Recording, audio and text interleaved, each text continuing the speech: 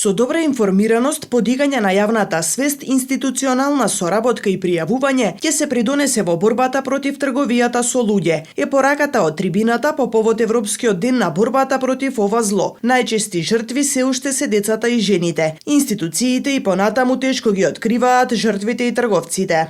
Трговија со луѓе постоела и ќе постои.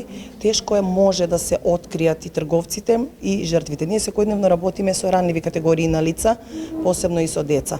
При нашите советодавни разговори и со било каков, кога ќе влезе лице, семејство во нашиот центар, ние секако ги гледаме и симптомите, индикаторите кои би можеле да ни дадат знак дека се случува нешто во семејството, посебно кога станува збор за трговија со луѓе, посебно кај деца, посебно со присилните малолетнички бракови, како и децата на улица, деца што питачат. Посебно внимание обраќаме на таа проблематика.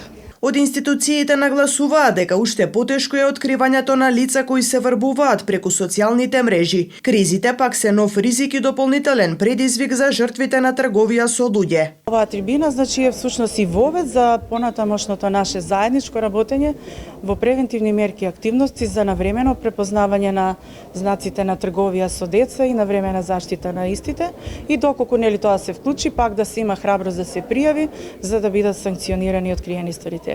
Првичните показатели, од секогаш најчести жртви се жените и малолетните лица, односно децата. Тој процент со ваквите активности може би се намалува, меѓутоа движењата во светот и се она што се случува, всушност е реална можност овие бројки за жал да се зголемуваат, затоа треба посериозни мерки да се преземат од сите институции и владини и невладини, граѓанскиот сектор, буквално сите да бидат вклучени. Главна улога во заштитата на децата има семејството, потоа училиштето и институциите. За да може да се оствари заштита на децата, со оглед да тие представуваат посебна категорија, ранлива категорија на луѓе, се уште не се оформени како личности, тука треба пред се главна улога да игра семејството. Значи родителите треба да посветат поголемо внимание на децата, каде се движат, со кого се дружат и така.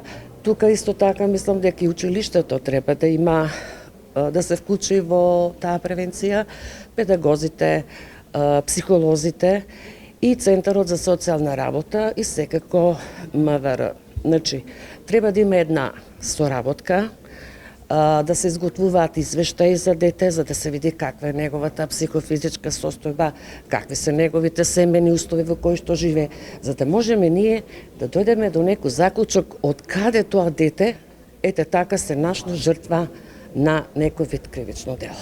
Трибината за актуализирање на проблемот со трговија со луѓе, особено деца, ја организираше Општинскиот Црвен крст заедно со Кумановскиот совет за превенција на детско претстапништво. Присуствуваа ученици од основни и средни училишта.